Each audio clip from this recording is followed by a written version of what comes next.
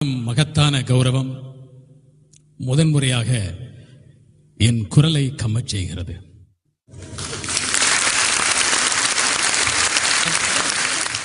அறியா பருவத்திலே மேடை ஏறி பேசியவன். அப்போது நான் 5ஆம் வகுப்பு படித்துக் கொண்டிருந்தேன்.